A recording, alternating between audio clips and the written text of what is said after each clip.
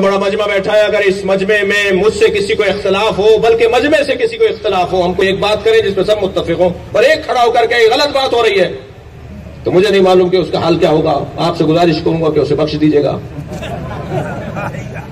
لیکن اتنا بڑا غدیر کا میدان، اس میں 1 لاکھ سے زیادہ صحابہ کرام تھکے تو نہیں ہے نا؟ تو ایک مرتبہ ایک شخص کھڑا ہو کر کہتا ہے، حارث ابن نعمان فہری کہتا ہے، یہ آپ نے اپنی طرف سے کہا ہے، یہ اللہ نے آپ کو حکم دیا ہے؟ یا آپ نے جو علی کو مولا بنا دیا، یہ آپ نے اپنی طرف سے کہا ہے، یہ اللہ نے آپ کو کہا تھا؟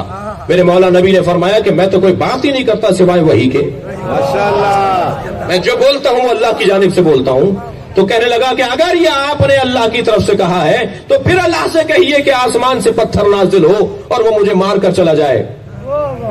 مجھے تو نہیں پتا عزیزوں کے پیغمبر نے بد دعا کی، اس لیے کہ جو رحمت للعالمین ہو اس کے ہاتھ بد دعا کے لیے نہیں اٹھتے. پیغمبر نے بد دعا نہیں کی اس لیے کہ علی کے دشمن کے لیے بد دعا کی ضرورت ہی نہیں ہے. یہاں اس نے ایک مرتبہ عذاب کا مطالبہ کیا. قرآن نے کہا ہے، سأل سائل بعذاب واقع، ایک سائل نے عذاب مانگا اور عذاب آیا.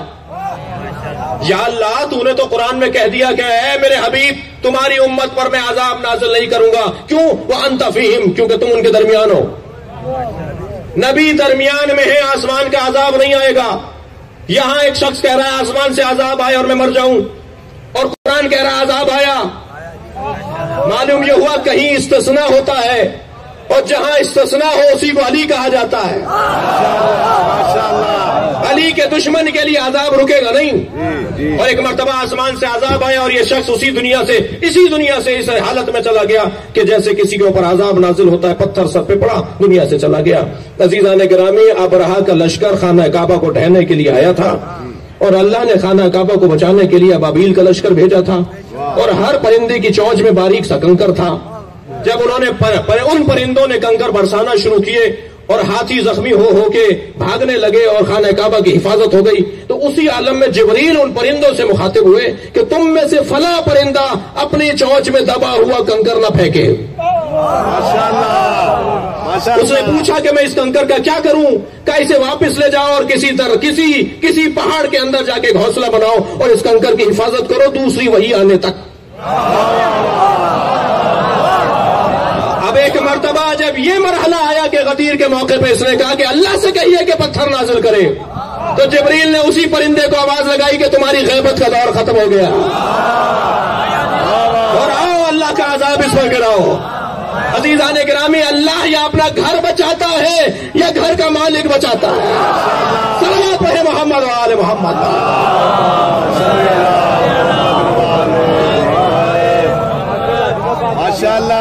آسمان سے پتھر نازل ہوتا ہے اور اس کو دشمن علی کو اس دنیا سے ختم کر دیتا ہے.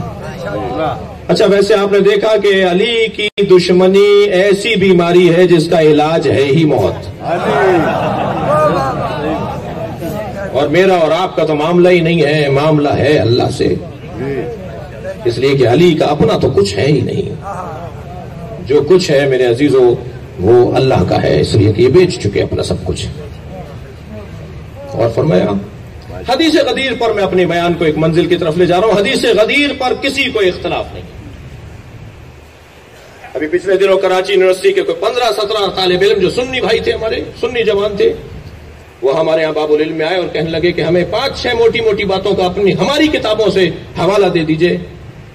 مثلا نبی نے کہا ہے مولا علی کو، ہماری کتاب سے دکھائیے. ہم نے صحیح بخاری سے دکھا دیا. کہا جناب زہرا پر کچھ لوگوں نے دروازہ گرایا، وہ ہماری کتابوں سے دکھائیے. ہم نے انہی کی کتابوں سے دکھایا. اس طرح ہاتھ کھول کے نماز پڑھنا اور سجدہ رکھنا، اس طرح کے اور سوالات تھے، وہ سارے ہم نے ان کی کتابوں سے دکھا دیے. اس میں ایک سوال یہی تھا کہ یہ مولا کا لفظ پیغمبر نے اپنی زبان پہ کہاں جاری کیا ہے؟ جو آپ کہتے ہیں مولا علی، تو پیغمبر نے بھی کہا ہے مولا علی. تو پیغمبر اکرم نے مولا کا لفظ من کنت مولا کے علاوہ بھی کہا ہے. وہ ساری حدیثیں ہم نے اپنے سنی بھائیوں کے حوالے کر دی. وہ اپنے بزرگوں کے پاس لے گئے اور بزرگوں سے جواب نہیں ملا، تو پھر وہ 15-17 افراد سب کے سب شیعہ ہو گئے. میں نے پوچھا ان سے کہ آپ کے بزرگوں میں نے ان سے پوچھا کہ آپ کے بزرگوں نے کیا کہا؟ کہنے لگے جب ہم یہ کتابیں، وہ کتابیں میری لے گئے تھے، میں نہیں کہا تھا لے جائیں، وہ جب ہم یہ کتابیں ان کے پاس لے کر گئے تو انہوں نے پہلا سوال یہ کیا کہ شیعوں سے تو نہیں ملتے ہو؟ انہوں نے کہا جی آپ سے اس سے کیا تعلق ہے ہم شیعوں سے ملتے ہیں، ہمیں تو یہ بتائیے ہماری کتاب میں لکھا ہوا یا نہیں۔ یہ ساری باتیں جو لوگ بولتے ہیں، جواب نہ ہونے پر بہرحال لوگوں کو ہدایت کا اور ایک سمت کی جانب رہنمائی ہوتی ہے۔ تو حدیث غدیر سے تو کسی کو اختلاف نہیں ہے۔ پیغمبر نے فرمایا من کنت مولا فہذا علی المولا، جس کا مولا تھا علی اس کا مولا ہے۔ مگر لفظ مولا کے اوپر کیونکہ بعد میں نبی نے دعا کی اللہم والی من والا، یا اللہ جو اس سے محبت کرے تو بھی اس سے محبت کر،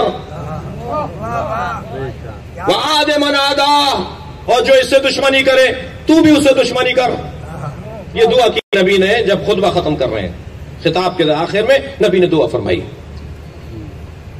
تو لفظ مولا سے تو کسی کو انکار نہیں ہے، اور حدیث مولائیت کے اوپر کسی کو انکار نہیں ہے، حدیث غدیر سے کسی کو انکار نہیں ہے، لیکن معنی و مفہوم کے اندر تشریحی باب میں اس کے مفاہیم کو، مفہوم کو، مطلب کو تبدیل کرنے کی کوشش کی جاتی ہے۔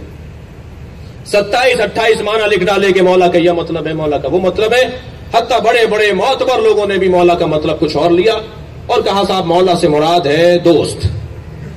نبی نے فرمایا کہ میں جس کا دوست ہوں علی اس کا دوست ہے۔ میں اس پہ نہیں زیادہ بحث میں جانا چاہ رہا، لیکن اتنا کہہ کر اپنی بات کو منزل دوں کہ نواب رامپور کے بیٹے کی شادی تھی، بڑے بڑے نوابین شادی میں شریک ہونے آ رہے تھے۔ جیسے جیسے نوابین اور رؤسا سواریاں ان کی پہنچتی تھیں تو انہیں دسترخوان پہ لے جایا جاتا تھا۔ جب مہمان کھانا کھا لیتا تھا تو نواب صاحب کا ایک نوکر تھا، اس کو وہ محمد کہہ کے پکارتے تھے، تو نواب صاحب آواز لگاتے تھے محمد انار لاؤ، اور محمد دوڑا دوڑا جاتا تھا اور انار لاتا تھا، اسے کھولتا تھا، اس کے دانے جو ہیں وہ مہمانوں کو کھلائے جاتے تھے۔ مسلسل آواز لگتی رہے محمد انار لاؤ، محمد انار لاتا رہا۔ جب بارات تیار ہوئی اور بارات چڑھنے لگی تو پھر نواب صاحب کی آواز آئی محمد انار لاؤ، تو محمد دوڑے دوڑے گئے اور جلنے والا انار لے آئے۔ دسترخوان پر تو نواب صاحب نے نہیں کہا تھا کہ کھانے والا لاؤ، اور بارات چڑھتے ہوئے بھی نواب صاحب نے نہیں کہا تھا کہ جلانے والا لاؤ، لیکن ایک نوکر کو پتا ہے کہ کس موقع پر کون سے انار کی بات ہو رہی ہے، مگر مسلمان کو نہیں پتا کہ دھوپ میں کون سے مولا کا مطلب بیان ہوگا۔ صلوات پڑھے محمد و آل محمد۔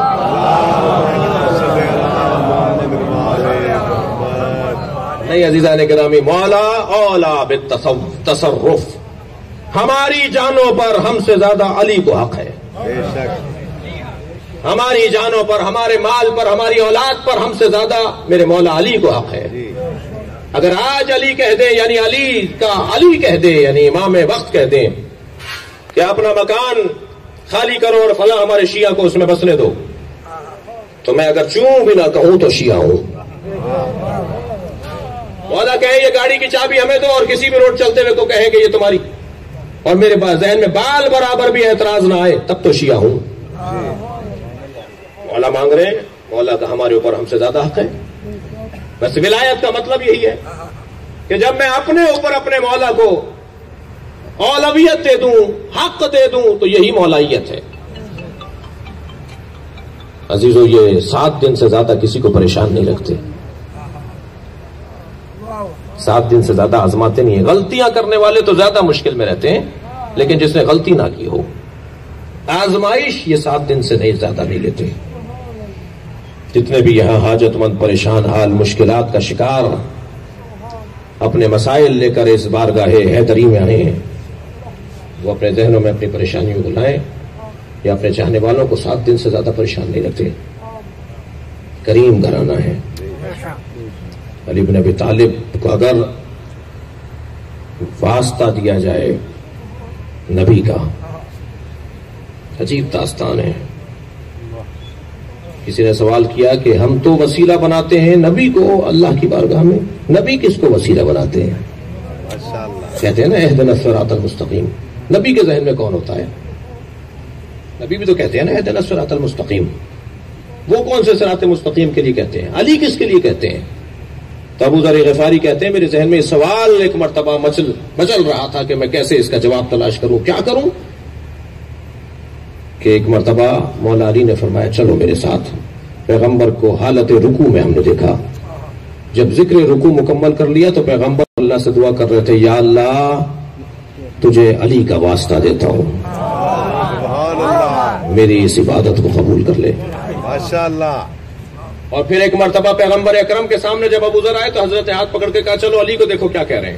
تو علی سجدے میں تھے اور کہہ رہے تھے یا اللہ میری عبادتوں کو محمد کے صدقے میں قبول کر لے۔ سبحان اللہ۔ ہمیں اگر مولا علی کو واسطہ دینا ہے اپنی دعاؤں کے لیے، اپنی حاجات کے لیے، تو نبی کا واسطہ دینا ہے، اور نبی کو واسطہ دینا ہے تو علی کا واسطہ دینا ہے۔ فقیر بیٹھے ہیں، اپنی حاجتوں کو ذہن میں لائیے، اور جتنی توانائی کے ساتھ ممکن ہو سکے اس گھرانے پہ درود بھیجیے۔ اللہ